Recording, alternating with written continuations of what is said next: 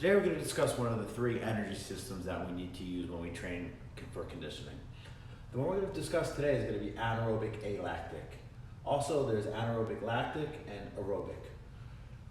Training residuals. Training residuals is the ability to maintain that training quality if we were to stop it at that point. So today, if I stop doing any type of power exercises, I'd have 2 to 8 day window where I lose any residual effect.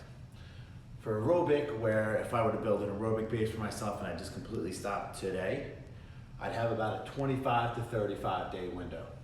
Okay.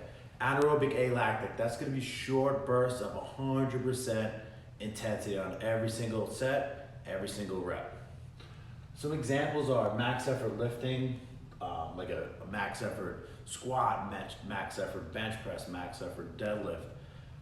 Some sprints, again, on the shorter side, not a long distance, anything over 100 yards, that would be considered anaerobic alactic. Some jumps, any type of max effort jump, any type of max effort vertical jump, max effort broad jump, and any type of Olympic lifting as well. Why do we need power? For athletes, we need power for explosiveness, for speed. We want to be able to move as fast as we can at all times. Also, for the general population, we want to be able to react if we fall. We want to be able to make sure we're able to react fast. Now we're going to go over some basic guidelines for anaerobic alactic training. The first one we're going to talk about is our work. Our work is going to stay in that 5 to 15 second range. Anything more than that, that brings it to a lactic state. Our rest. Our rest is going to stay in between the 2 to 5 minute, just so we can get our heart rate down to about 120 beats per minute. Our volume. Our volume is going to be 1 to 3 exercises per session. We don't want to have a session where we're doing 5 or 6 exercises. That's going to really burn us out there. Sets and reps. Depends. It really depends where you are in your training stage, your training age, where you're at in your off season, or anything like that. Frequency. Frequency is going to be 1 to 2 sessions per week. Very rarely will you go more than 2 sessions per week of anaerobic state. Anything more than that, you can really do some damage on the central nervous system. All right, so now we're going to go over some examples of an anaerobic training session. The first one we have here is going to be more of a full body, where we're doing a lower body exercise and an upper body exercise in the same training session. The first one we have here is a 20-yard sprint.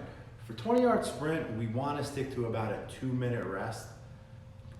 I like to say for every 10 yards, take a minute rest. So 10-yard sprint, take a minute rest, 20-yard sprint, take a 2-minute rest, so on and so on.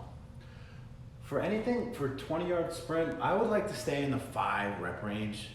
Again, depends on the training age of the athlete, depends on where they're at in their season, but ideally you don't really want to go in higher than anything with 5 reps for a 20-yard sprint. The second exercise we're going to do is a 10-second plyo push-up, where we're just going non-stop 10 seconds. Because that's not going to be as taxing as the 20-yard sprint, we'll stick to more of the 2-minute rest in that exercise. Again, we'll go about 6 reps on that exercise as well. And the second example we have is max effort squat. I personally don't like to use the true 1RM anymore. I feel like it gets a little bit sketchy and it gets a little bit risky with trying to hit a true 1 rep max. So that we're going to work up to a 3 RM. For that, we're going to stick to about a 3 to 5 minute rest.